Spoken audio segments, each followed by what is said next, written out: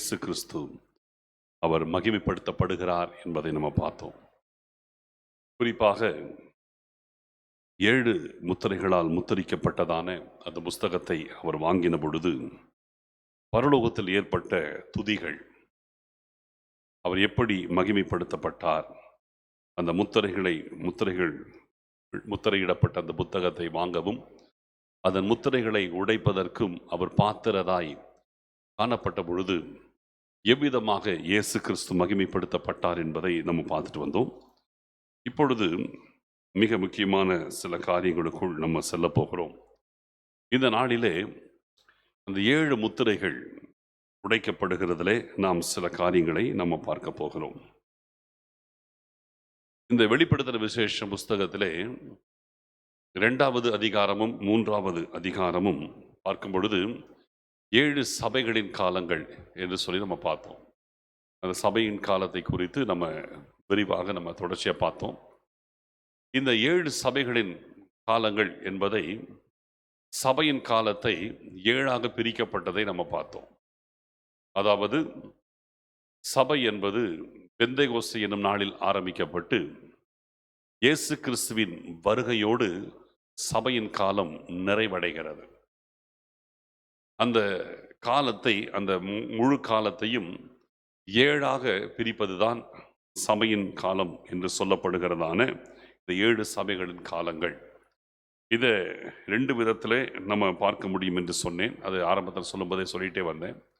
அதாவது இந்த 7 சபைகளின் காலம் என்பது, ஒன்று அந்த நாளிலே, அந்த முதல் நூற்றாண்டிலே காணப்பட்ட ஆசியாவில் இருந்த 7 சபைகளுக்கும் 7 பட்டணங்களில் இருந்த சபைகளுக்கும் ஆண்டவர் கொடுத்த வார்த்தை, அது ஒரு வகை.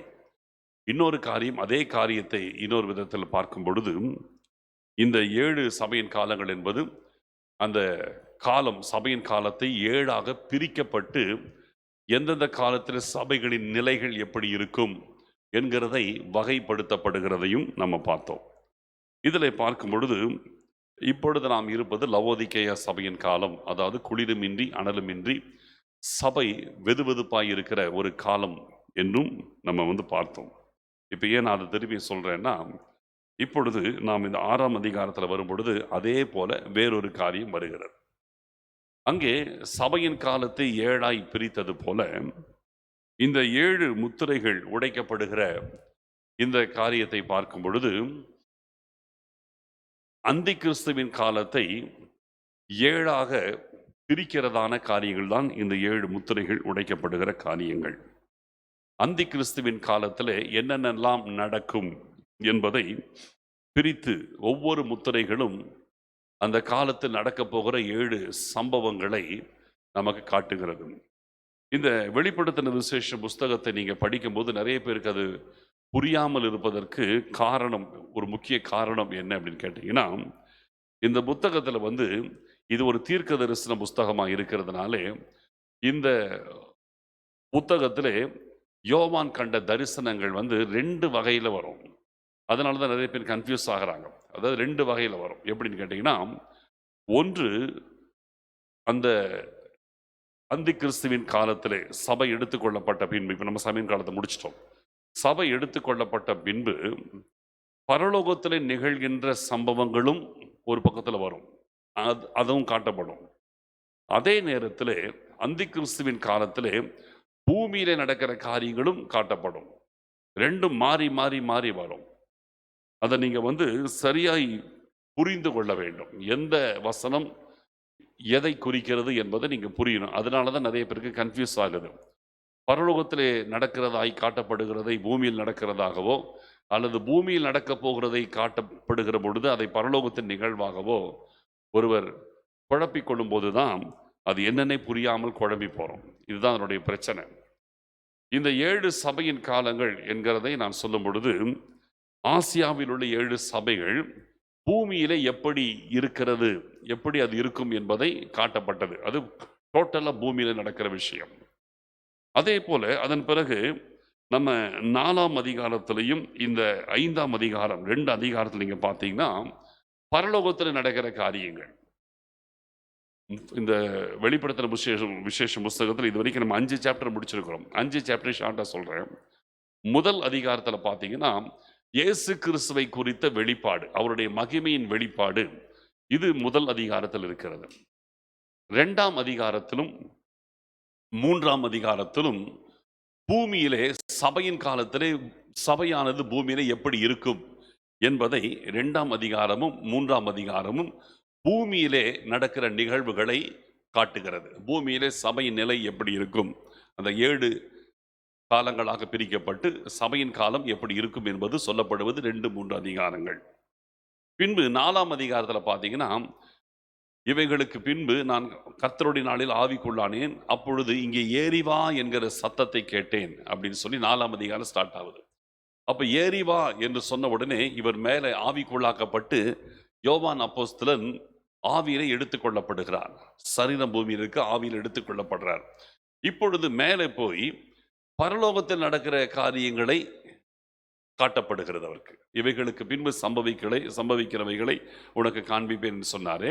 அப்ப பரலோகத்தில் நடக்கிற காரியங்கள் எல்லாம் அங்கே சொல்லப்பட்டது, அங்கே காட்டப்படுகிறது. அங்கே பரலோகத்தில் இந்த 4 ஜீவன்கள், 24 மூப்பர்கள், அங்கே இருக்கிற விஷயங்கள் எல்லாம் இது 4ஆம் அதிகாரத்திலும் 5ஆம் அதிகாரத்திலும் வருகிறது. அப்பொழுது சிங்காசனத்தின் மேல் வீற்றிருக்கிறவர் அப்பொழுது 7 முத்திரைகளால் முத்திரிக்கப்பட்ட புஸ்தகத்தை எடுத்து கொடுத்து, இதை இந்த புத்தகத்தை வாங்கவும் அதன் முத்திரைகளை உடைக்கவும் பாத்திரவன் யார் என்று கேட்கிறது. அப்பொழுது ஆட்டுக்குட்டியானவராகிய இயேசு கிறிஸ்து வந்து அந்த புத்தகத்தை வாங்குவது, அப்படி வாங்கும் பொழுது அங்கே நடக்கிற ஆராதனைகள், இது எல்லாமே பார்த்தீங்கன்னா பரலோகத்தின் நிகழ்வுகள். 4வது அதிகாரமும் 5வது அதிகாரமும் பரலோகத்தின் நிகழ்வுகள். நல்லா பார்க்கணும். 2ஆம் அதிகாரமும் 3ஆம் அதிகாரமும் பூமியில நடக்கிற விஷயங்கள். 4ஆம் அதிகாரமும் 5ஆம் அதிகாரமும் பார்த்தீங்கன்னா பரலோகத்தில் நடக்கிற காரியங்கள். அதனால் இதில் மாறி மாறி வரும், அதை நீங்கள் கரெக்டாக பார்க்கணும். அடுத்தது 4ஆம் அதிகாரம் 5வது அதிகாரம் இப்படி முடிஞ்ச பிறகு 6ஆம் அதிகாரம் பார்த்தீங்கன்னா அந்தி கிறிஸ்துவின் காலத்திலே பூமியில நடக்கிற காரியங்கள். இதுதான் 6ஆம் அதிகாரத்தில் வருது. உடனே நீங்கள் 5ஆம் அதிகாரத்தை அப்படியே கண்டினியூ பண்ணி அதே மைண்டில் நீங்கள் 6ஆம் அதிகாரத்தை பார்த்தீங்கன்னா உங்களுக்கு குழம்பிடும். 5ஆம் அதிகாரத்தில் வந்து பரலோகத்தில் நடக்கிற காரியத்தை சொல்லிட்டு சடனாக 6ஆம் அதிகாரத்தில் பார்த்தீங்கன்னா அதே நேரத்தில் அந்தி கிறிஸ்துவின் காலத்தில் பூமியிலே நடக்க போகிற விஷயங்கள் என்னென்னலாம் நடக்கும் என்பதை தான் 6ஆம் அதிகாரம் பேசுகிறது. இந்த முத்திரை அங்கே முத்திரிக்கப்பட்ட புஸ்தகத்தை ஆட்டுக்குட்டியானவராகி இயேசு கிறிஸ்து அதை வாங்குகிறதாக நாம் 5ஆம் அதிகாரத்தில் பார்த்துட்டோம். அதை வாங்கும் பொழுது அவர் எப்படி துதிக்கப்பட்டார், அங்கே இருந்த 24 மூப்பர்கள், 4 ஜீவன்கள், சர்வ சிருஷ்டிகள், கர்த்தரால் சிருஷ்டிக்கப்பட்ட சர்வ சிருஷ்டிகளும், வானத்திலும் பூமியிலும் சமுத்திரத்திலும் இருக்கிற சகல ஜீவ ஜந்துக்களும் ஆண்டவரை துதிப்பதும், 24 மூப்பர்களும் சாஷ்டாங்கமாய் விழுந்து பணிந்து கொள்வதும், 4 ஜீவன்கள் ஆமென் என்று தொழுது கொள்வதும், இது எல்லாமே பரலோகத்தில் நடக்கிற நிகழ்வுகள். இது பரலோகத்தில் அங்கே நடந்து கொண்டிருக்கிற அந்த நேரத்தில் அடுத்தது பூமியிலே அந்த முத்திரை உடைக்கப்படும் பொழுது, அங்கே முத்திரை உடைக்கப்படுறது தான் சொல்லப்படுது தவிர, அது உடைக்கப்படும் பொழுது பூமியில என்ன நடக்கும் என்பதை நமக்கு வந்து 2ஐயும் சேர்த்து தான் இந்த 6ஆம் அதிகாரம் ஸ்டார்ட் ஆகுது. சரியா? இப்ப நம்ம 6ஆம் அதிகாரத்திலே அந்தி கிறிஸ்துவின் காலத்திலே பூமியிலே நடக்க போகிற காரியங்கள், மேல முத்திரை உடைக்கப்படுவதை காட்டுறாரு. அதே நேரத்தில் அது உடைக்கப்படும் பொழுது பூமியில என்ன நடக்கும் என்பதையும் காட்டுறாரு. அப்படின்னா என்னென்ன நடக்கும் என்கிறதை வெளிப்படுத்தப்படுகிறது தான் 6ஆம் அதிகாரம். சரி, இப்ப இந்த 7 முத்திரைகளை நம்ம பார்க்க போறோம். அந்தி கிறிஸ்துவின் காலம் 7 வருஷம். அதை இப்பொழுது இந்த 7 முத்திரைகள் என்ற விதத்திலே அந்த காலத்திலே நடக்க போகிற காரியங்கள் வெளிப்படுத்தப்படுகிறது. முதல் காரியம் வாசிக்க போறோம். வெளிப்படுத்தல் 6ஆம் அதிகாரம் முதல் வசனத்திலிருந்து நான் வாசிக்கிறேன். ஆட்டுக்குட்டியானவர் முத்திரைகளில் ஒன்றை உடைக்க கண்டேன். அப்பொழுது 4 ஜீவன்களில் ஒன்று என்னை நோக்கி, நீ வந்து பார் என்று இடி முழக்கம் போல சத்தமாய் சொல்ல கேட்டேன். 4 ஜீவன்களில் ஒன்று வந்து சொல்லுகிறது, நீ வந்து பார். முதல் முத்திரை உடைக்கப்பட்டது. நான் பார்த்த பொழுது இதோ ஒரு வெள்ளை குதிரையை கண்டேன். அதன் மேல் ஏறி இருந்தவன் வில்லை பிடித்திருந்தான். அவனுக்கு ஒரு கிரீடம் கொடுக்கப்பட்டது. அவன் ஜெயிக்கிறவனாகவும் ஜெயிப்பவனாகவும் புறப்பட்டான். முதலாவது முத்திரை உடைக்கப்பட்ட பொழுது இங்கே வந்து பார் என்று 4 ஜீவன்களில் ஒன்று சொல்ல, அந்த புத்தகத்தை போய் யோவான் பார்க்கிறார். அங்கே பார்க்கும் பொழுது அந்த புத்தகத்தில் அவர் கண்டதான காட்சி என்னன்னா, ஒரு வெள்ளை குதிரையை பார்க்கிறார். அந்த வெள்ளை குதிரை அதன் மேல் ஒருவன் ஏறி இருக்கிறான். அவன் வில்லை பிடித்திருந்தான். அவனுக்கு ஒரு கிரீடம் கொடுக்கப்பட்டது. அவன் ஜெயிக்கிறவனாகவும் ஜெயிப்பவனாகவும் அவன் புறப்பட்டான் என்று சொல்லப்பட்டிருக்கிறது. இந்த வெள்ளை குதிரை, தலையில கிரீடம், இதெல்லாத்தையும் நினைச்சோன்னா சிலர் என்ன செய்வாங்க, இது இயேசு கிறிஸ்து தான் அப்படி வெள்ளை குதிரையில வரார் அப்படின்னு நினைச்சிருவாங்க. கிடையாது, இது இயேசு கிறிஸ்து கிடையாது. நல்லா கவனிக்கணும். வெள்ளை குதிரையில வராருன்னு இயேசு கிறிஸ்து தான் அப்படியே கிரீடம் எல்லாம் வச்சுட்டு இப்படி வெள்ளை குதிரையில் அப்படியே பறந்து வரான்ற மாதிரி நினைக்கிறாங்க. இது இயேசு கிறிஸ்து அல்ல. அந்தி கிறிஸ்துவின் காலத்திலே பூமியிலே நடக்க போகிற நிகழ்வுகள், அதுல முதல் முத்திரை, அதுல முதல்ல என்ன நடக்கும், பூமியில என்ன நடக்கும்னா, வெள்ளை குதிரையிலே ஒருவன் வருகிறான். அவன் கையிலே வில் இருக்கிறது, தலையிலே கிரீடம் இருக்கிறது. அவனுக்கு வெற்றிகள் நியமிக்கப்படுகிறது. ஜெயிப்பவனாக அவன் வந்தான். இவன் அந்தி கிறிஸ்து தான். இவன் கிறிஸ்து அல்ல. இந்த வெள்ளை குதிரையில வருது கிறிஸ்து கிடையாது, அந்தி கிறிஸ்து. இந்த அந்தி கிறிஸ்துவின் வெளிப்பாடு இவன் எப்படி வருகிறான் என்பதை காட்டுகிறது. வெள்ளை குதிரையிலே வருகிறான். ஃபர்ஸ்ட் வெள்ளை குதிரையில வரான். இவனுக்கு கிரீடம் இருக்கிறது, அதாவது ராஜ்யம். கிரீடம் என்பது ராஜாக்கள் அணிவது, அதாவது ராஜ்யம் இருக்கிறது. கையிலே வில் இருக்கிறது. அவனுடைய காரியம் வெற்றி, ஜெயிப்பவனாக இருக்கிறான். அந்தி கிறிஸ்துவின் ஆரம்பம், அவனுடைய காலத்தின் ஆரம்பம் எப்படி இருக்கும் என்பதைத்தான் இந்த வேதவசனம் சொல்லுகிறது. இந்த முதல் முத்திரை அதைத்தான் காட்டுகிறது. வெள்ளை குதிரை, வெள்ளை என்பது சமாதானத்தின் அடையாளம். வெள்ளை என்பது சமாதானத்தின் அடையாளம்.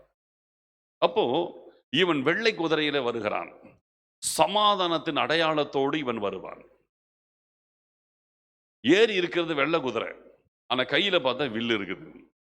தாக்குகிறதான ஒரு காரியம் இருக்குது. ஒன்றுக்கு ஒன்று முரண்பட்டதா இருக்கிறது.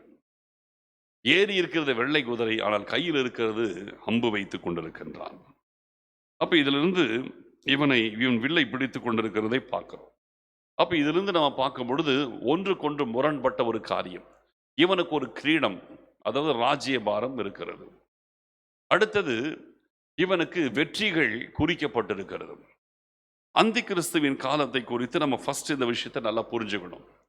இயேசு கிறிஸ்து இந்த உலகத்தில் அவர் ஊழியம் செய்த பொழுது வேத பாரகர்கள், பரிசேயர்கள் மற்றும் யூதர்கள் எல்லாருமே அவரை பகைத்தார்கள். அவரை ஒரு கள்ளத்தீர்க்கதரிசியாக நினைத்தார்கள். அவரை பகைத்தார்கள். அவரை பகைத்து அவருக்கு விரோதமாக எப்பொழுதும் செயல்பட்டுக்கிட்டே இருந்தாங்க. அப்படி இருக்கும் பொழுது இயேசு கிறிஸ்து சொன்னார், நான் என் பிதாவின் நாமத்தினாலே வந்திருந்தும் நீங்கள் என்னை ஏற்றுக்கொள்ளவில்லை. ஒருவன் தன் சுயநாமத்தினாலே வருவான், அவனை நீங்கள் ஏற்றுக்கொள்வீர்கள் அப்படின்னு இயேசு கிறிஸ்து அன்னைக்கே சொன்னார். நான் என் பிதாவின் நாமத்தில் பிதாவினால் அனுப்பப்பட்டு வந்திருக்கிறேன், ஆனால் நீங்கள் என்னை ஏற்றுக்கொள்ள மாட்டீங்க. ஆனால் ஒன்று நடக்கும், என்னை நீங்கள் கொலை செய்வீர்கள், என்னை ஏற்றுக்கொள்ள மாட்டீங்க, என்னை கொலை செய்வீங்க. ஆனால் ஒருவன் தன் சுயநாமத்தில் வருவான் பாருங்க, அவனை நீங்கள் ஏற்றுக்கொள்வீர்கள். அவன்தான் அந்தி கிறிஸ்து, சுயநாமத்தில் வருகிறவன். இன்றைக்கும் யூத ஜனங்களுடைய மனநிலைமை இதற்கு ஒத்ததாக தான் இருக்குது. இன்னைக்கு லெவல்ல யூத ஜனங்களுடைய மனநிலைமை பார்த்தீங்கன்னா இந்த வேத வசனத்திற்கு ஒத்து கரெக்டா இருக்கும். இவர்கள் இன்றைக்கும் இயேசு கிறிஸ்துவை அவர்கள் விசுவாசிக்கவில்லை.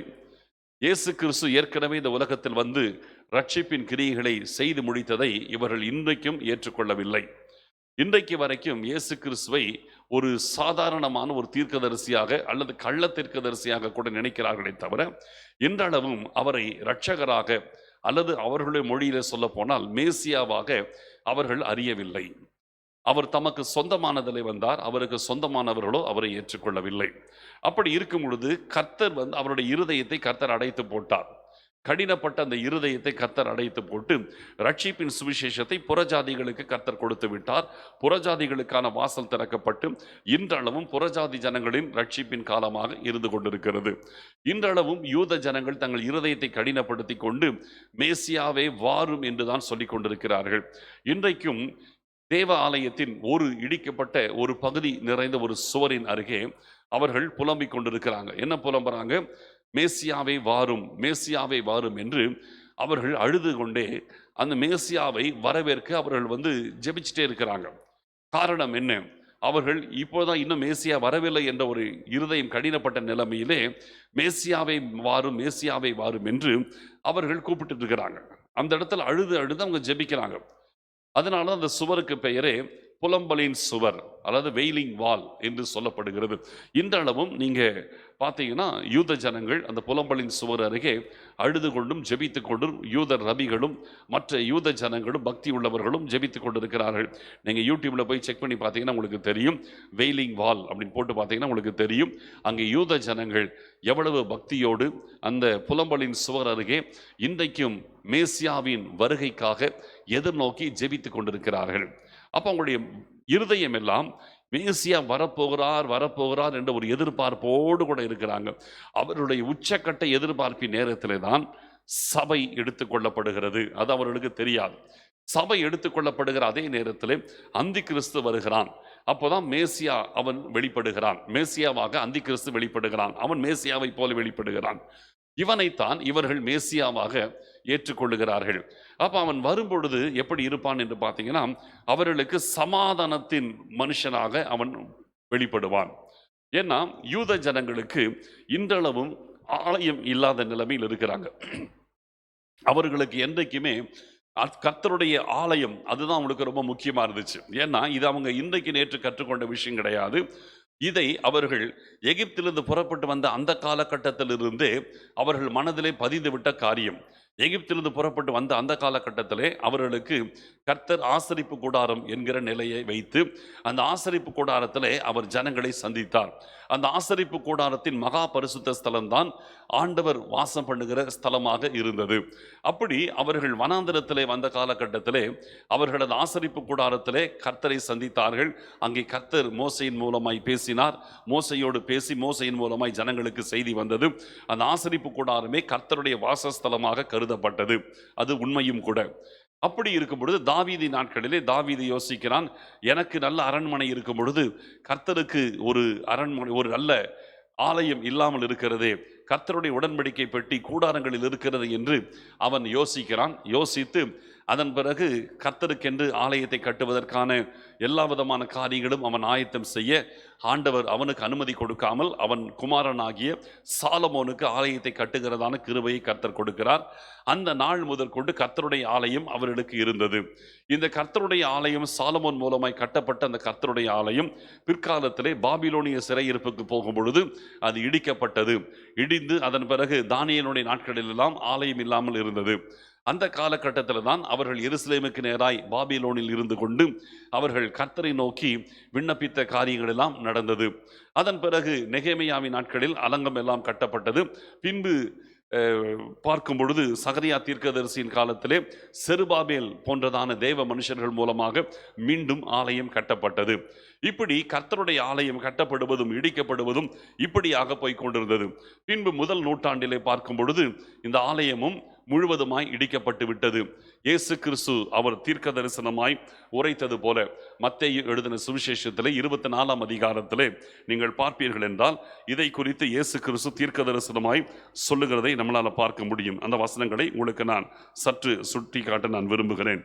மத்தேயு எழுதின சுவிசேஷம் 24வது அதிகாரத்திலே பார்க்கும் பொழுது இந்த சம்பவத்தை குறித்து ஆண்டவர் இயேசு கிறிஸ்துவே நேரடியாய் தீர்க்க தரிசனமாக சொல்லுவார். முதல் வசனத்திலிருந்து நான் வாசிக்கிறேன். முதல் 3 வசனங்களை நான் வாசிக்கிறேன், கவனித்துக் கொள்ளுங்கள். இயேசு தேவாலயத்தை விட்டு புறப்பட்டு போகையில் அவருடைய சீஷர்கள் தேவாலயத்தின் கட்டடங்களை அவருக்கு காண்பிக்க அவரிடத்தில் வந்தார்கள். இயேசு அவர்களை நோக்கி, இவைகளை எல்லாம் பார்க்கிறீர்களே, இவ்விடத்தில் ஒரு கல்லின் மேல் ஒரு கல் இராதபடிக்கு எல்லாம் இடிக்கப்பட்டு போகும் என்று மெய்யாகவே உங்களுக்கு சொல்லுகிறேன் என்றார். பின்பு அவர் ஒலிவமலையின் மேல் உட்கார்ந்திருக்கையில் சீஷர்கள் அவரிடத்தில் தனித்து வந்து, இவைகள் எப்பொழுது சம்பவிக்கும்? உம்முடைய வருகைக்கும் உலகத்தின் முடிவுக்கும் அடையாளம் என்ன? எங்களுக்கு சொல்ல வேண்டும் என்றார்கள். அப்போ ஒலிவமலையில் இருக்கும் பொழுது இயேசு கிறிஸ்துவின் சீஷர்கள் அவரிடத்துல கேட்கிறாங்க, தேவாலயத்தின் கட்டடங்கள் எல்லாம் காண்பிக்கும் பொழுது இது எல்லாத்தையும் ஒரு கல்லின் மேல் ஒரு கல் இராதபடி இடிக்கப்பட்டு போகும் அவர் சொன்னார். அப்பொழுதே தீர்க்க தரிசனமாக முன்னுரைத்தார். அதன் பிறகு ஒலிவமலையிலே அவர் உட்கார்ந்து அந்த காரியத்தை கேட்கும் பொழுது வருகைக்கான காரியங்கள், ரகசிய வருகை, பகிரங்க வருகை, இவைகள் எல்லாவற்றையும் ஆண்டவர் விவரித்து சொல்லுகிறார். அப்போ இந்த காலகட்டத்திற்கு முன்பதாகவே இந்த ஆலயம் இடிக்கப்பட்டு போகும், அதுக்கு பிறகுதான் மற்ற காரியங்கள் நடக்கும் என்பதை ஆண்டவர் வரிசைப்படுத்துகிறார். இந்த வார்த்தையின்படியே பார்த்தீங்கன்னா முதல் நூற்றாண்டிலேயே கிபி 70 பார்க்கும் பொழுது எருசலேமின் ஆலயம் எல்லாம் இடிக்கப்பட்டு விட்டது. இடிக்கப்பட்டு ஒரு கல்லின் மேல் ஒரு கல் இராதபடிக்கு அது இடிக்கப்பட்டு போனது. இயேசு கிறிஸ்து சொன்ன தீர்க்க தரிசன வார்த்தையின்படியே அவைகள் இடிக்கப்பட்டு போனது. சரி, இதெல்லாம் சரித்திரம், நடந்து முடிந்து விட்ட காரியங்கள். இந்த இஸ்ரவேல் ஜனங்களை பொறுத்த மட்டிலே ஆலயம் இடிக்கப்பட்டாலே கர்த்தர் தங்களை விட்டு விலகி போய்விட்டதாய் நினைப்பாங்க. உடன்படிக்கை பெட்டி அது சிறைப்பட்டு போனாலே கர்த்தர் தங்களை விட்டு, அவருடைய மகிமை தங்களை விட்டு விலகி போனதாக நினைப்பாங்க. ஏன்னா அவர்கள் கர்த்தரை அவர்கள் ஒரு இடத்திலே அவங்க தேடினாங்க. ஏன்னா பழைய ஏற்பாட்டின்படி கர்த்தர் ஆசரிப்பு கூடாரத்திலும் பின்பு கர்த்தருடைய ஆலயத்திலும் கர்த்தர் தன்னை வெளிப்படுத்தினார். ஆகையினாலே அவருடைய நம்பிக்கை எல்லாமே அவர்கள் ஒரு கூடாரத்திலோ அல்லது உடன்படிக்கை பெட்டியிலோ அல்லது தேவ ஆலயத்திலோ கர்த்தர் வாசம் பண்ணுவதாகவே அவருடைய முழு நம்பிக்கை அதில் தான் இருந்துச்சு. அது உண்மையும் கூட, அந்த காலகட்டத்தில் அது உண்மையும் கூட. அவர்கள் ஆலயத்தை நோக்கி ஜெபிப்பாங்க. அதனால தான் எருசலேமுக்கு நேராக ஜெபிக்கிறது, ஆலயத்தை நோக்கி ஜெபிப்பாங்க. இப்படியெல்லாம் அவர்களுக்கு இருந்தது. யுத்தத்துக்கு போகும்பொழுது உடன்படிக்கை பெட்டி சுமந்துட்டு போவாங்க. ஏன்னா அங்கே தான் தேவ சமூகம் வருவதாக அவர் உணர்ந்தார்கள். அது உண்மையாகவும் கூட இருந்தது. இது எல்லாமே நமக்கு தெரியும்.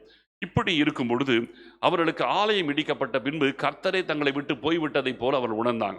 இப்பொழுது அவங்களுக்கு இருக்கிற ஒரே ஒரு ஆர்வம் என்னன்னா, மறுபடியும் அந்த ஆலயம் கட்டப்பட வேண்டும்.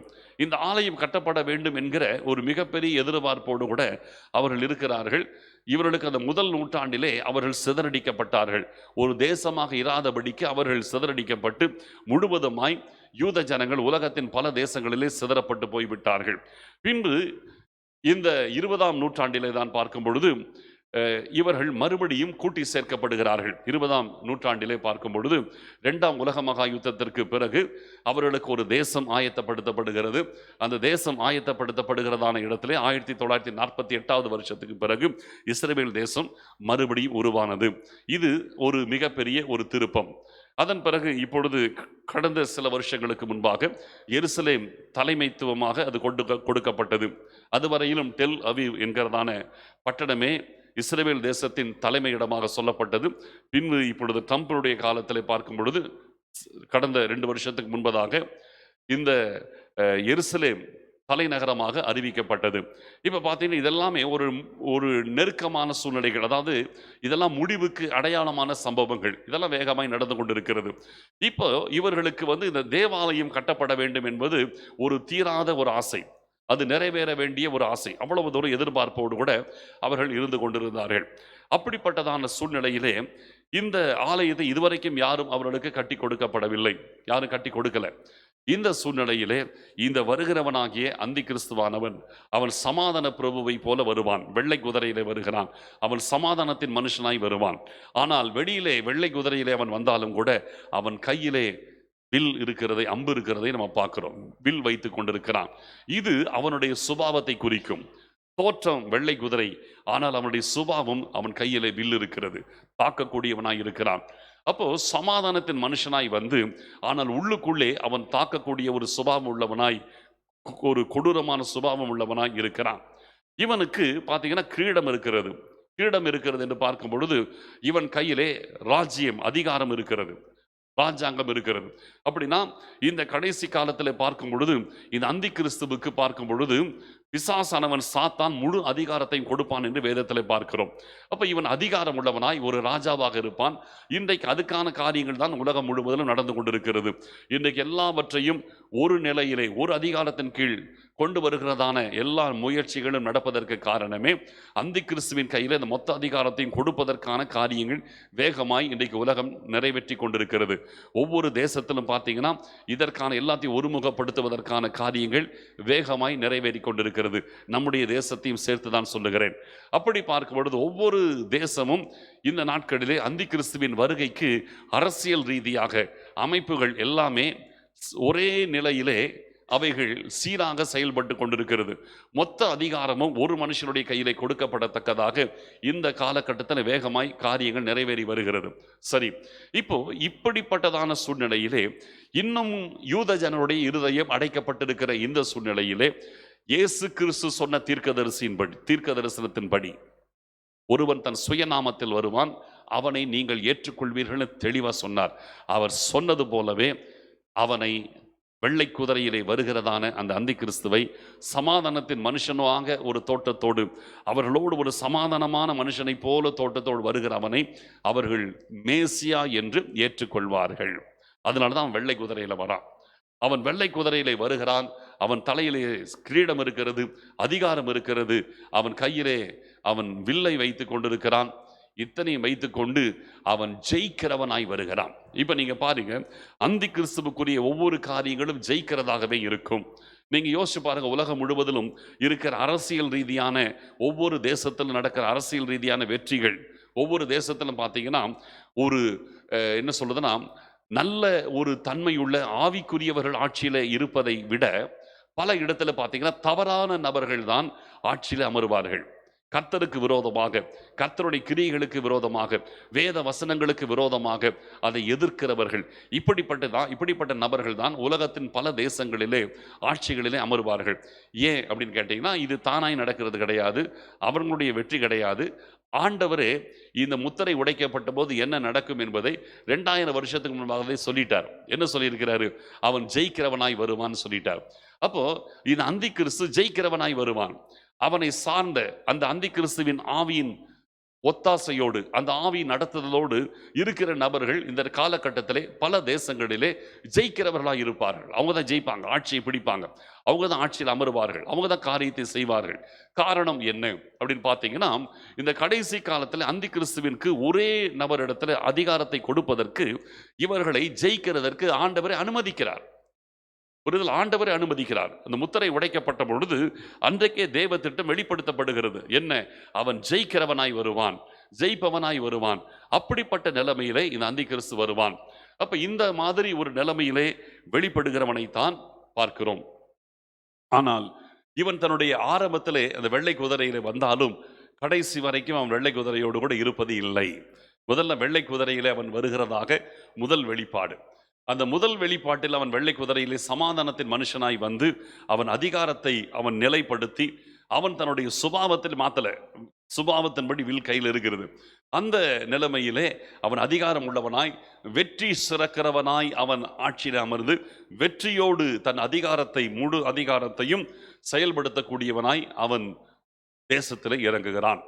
சரியா? இது முதல் காரியம். இப்போ இவனை ஏன் சமாதானத்தின் மனுஷனாக பார்க்கிறோம் அப்படின்னு கேட்டீங்கன்னா, இவனுடைய முக்கியமான வாக்குறுதியே தேவாலயம் கட்டப்படும் என்கிற காரியம்தான். அப்போ அந்த தேவாலயம் கட்டுவதற்கான காரியத்திலே அவன் இதுவரைக்கும் யாருமே எடுக்காத முயற்சிகளை இவனால் செய்ய முடியும். ஏன்னா இவங்கிட்ட அதிகாரம் இருக்குது. இதுவரையிலும் இஸ்ரவேல் ஜனங்கள் தேவாலயம் கட்ட முடியாத நிலைமையில் இருக்கிறதுக்கு காரணம் என்ன அப்படின்னு கேட்டீங்கன்னா, அவர்களை சுற்றிலும் இருந்த சத்துருக்கள், அவர்களுக்கு எப்பக்கமும் நெருக்கடி, எல்லா திசைகளிலும் அவர்களுக்கு விரோதிகள் இப்பொழுது இருக்கிறார்கள். இதை சமாளிக்கிறதற்கும் தங்களுடைய ஆட்சியை கவனித்துக் கொள்ளுகிறதுக்கும் இதுக்கே அவங்களுக்கு எல்லாம் காலமும் நேரமும் சரியாக இருக்கிறதே தவிர இவர்களுக்கு இப்பொழுது ஆலயம் கட்டுவதற்கான சூழ்நிலை இல்லை. ஆனால் அந்தி கிறிஸ்துவின் காலத்தில் அவன் சர்வ அதிகாரம் படைத்தவனாய் அவன் இந்த உலகத்தில் இருப்பான். ஏன் அவன் சர்வ அதிகாரம் படைத்தவனாய் இருப்பான் அப்படின்னு சொல்லி கேட்டீங்கன்னா, இன்றைக்கு இருக்கிற காரியமும் அந்தி கிறிஸ்துவின் காலத்தில் இருக்கிற காரியமும் வேறு. இன்றைக்கு பார்த்தீங்கன்னா, ஒரு பக்கத்திலே நம்முடைய ஆண்டவராகிய கர்த்தரும் பூமியிலே கிரியை செய்து கொண்டிருக்கிறார். அவர் கிரியை செய்து கொண்டு ஜெபிக்கிற தேவ பிள்ளைகளின் மூலமாக அவர் கிரியைகளை நடப்பித்துக் கொண்டிருக்கிறார். ஆனால் அதே நேரத்தில் பார்க்கும் பொழுது சபை எடுத்துக்கொள்ளப்பட்ட பின்பு பரிசுத்த ஆவியானவர் எடுத்துக்கொள்ளப்படுகிறார், தேவ ஜனங்கள் எடுத்துக்கொள்ளப்படுகிறார்கள். அதன் பிறகு அந்தி கிறிஸ்துவும் அவனை நடத்துகிறதான அந்தகாரத்தின் சாத்தானின் ஆவிகளும் பூமியில கிரியை செய்கிறபடினால் அவனை தடை செய்கிறதற்கு எதுவுமே இல்லை. அவன் ஜெயிக்கிறவனாக இருப்பதற்கு எந்த விதத்திலையும் அவனுக்கு தடையா இருக்க வாய்ப்பே கிடையாது. இப்ப நான் உங்களுக்கு வேதத்தில் உங்களுக்கு சில காரியத்தை உங்களுக்கு நான் காண்பிக்கிறேன் பாருங்க. கொலோசியருக்கு எழுதின நிருபம், கொலோசியருக்கு எழுதின நிருபத்தில் பார்க்கும் பொழுது இந்த காரியங்கள் நமக்கு சொல்லப்பட்டிருக்கிறது. வாசிக்கிறேன். கொலோசியருக்கு எழுதின நிருபம் முதல் அதிகாரத்தில் 2ஆம் அதிகாரத்திலே உங்களுக்கு நான் சில வசனங்களை காண்பிக்கிறேன். இந்த 2ஆம் அதிகாரத்திலே பார்க்கும் பொழுது முதல் வசனத்திலிருந்து, உங்களுக்காகவும் லவோதிக்கையில் இருக்கிறவர்களுக்காகவும் சரீரத்தில் என் முகத்தை காணாதிருக்கிற மற்ற எல்லாருக்காகவும் மிகுந்த போராட்டம் எனக்கு உண்டென்று நீங்கள் அறிய வேண்டும் என்று விரும்புகிறேன். சொல்லிட்டு இங்க பாத்தீங்கன்னா இன்னும் சில விஷயத்தை சொல்றார். இருங்க, உங்களுக்கு இன்னொரு சில வசனத்தையும் உங்களுக்கு நான் காண்பிக்கிறேன்.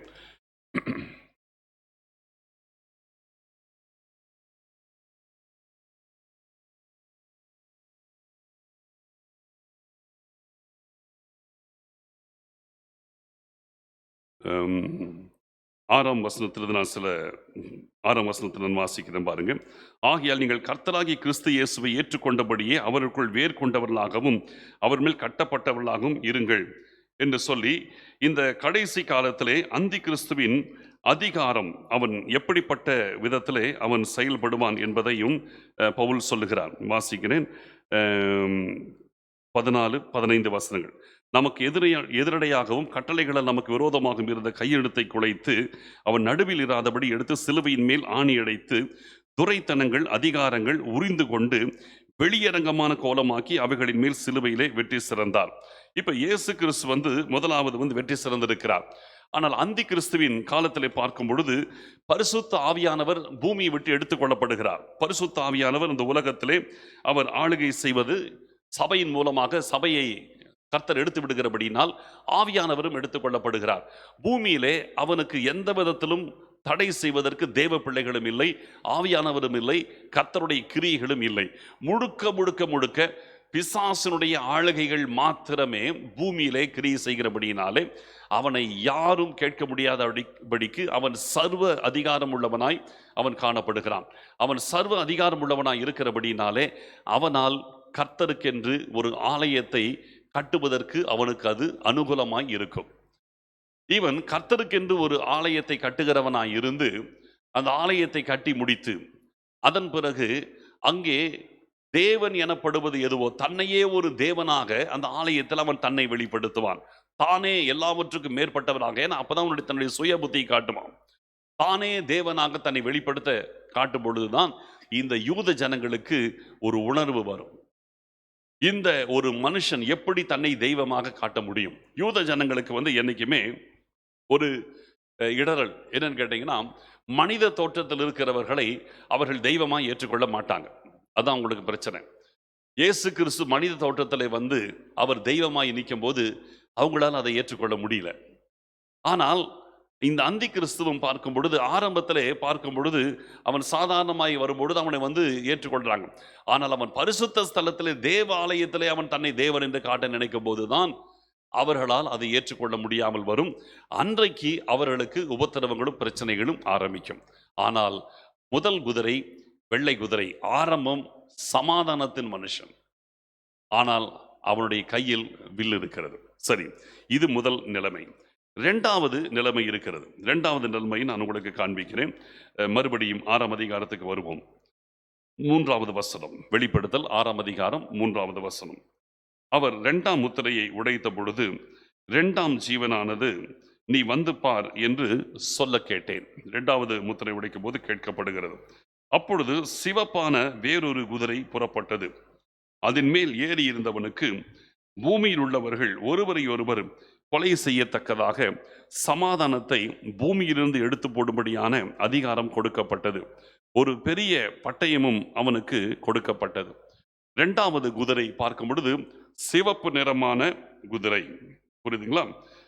முதலாவது குதிரை வெள்ளை குதிரை, அது சமாதானத்தின் அடையாளம். 2வது குதிரை சிவப்பு நிறமான குதிரை. சிவப்பு ரத்தம் சிந்துதல்.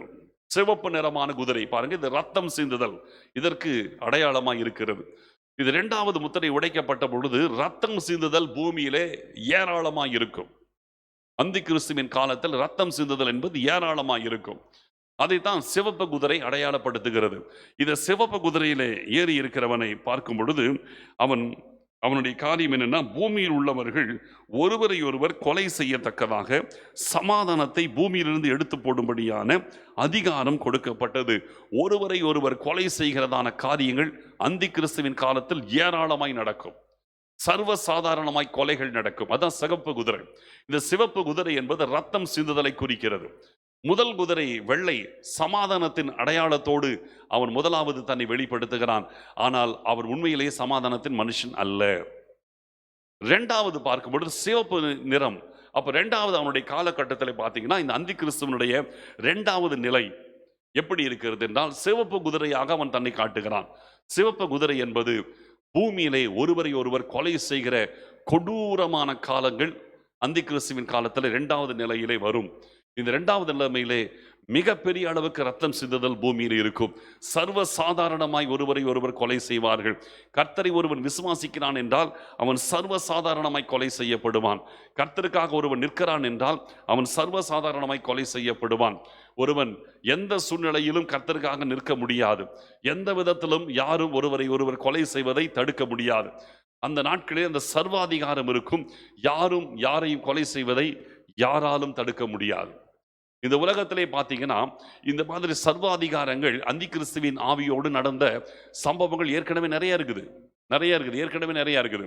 நீங்க பார்த்தீங்கன்னா நேபுகாத் நேச்சாரை குறித்து தானியேல் சொல்லும்போது சொல்வார், நீர் சர்வ அதிகாரம் படைத்தவராய் இருக்கிறீர்.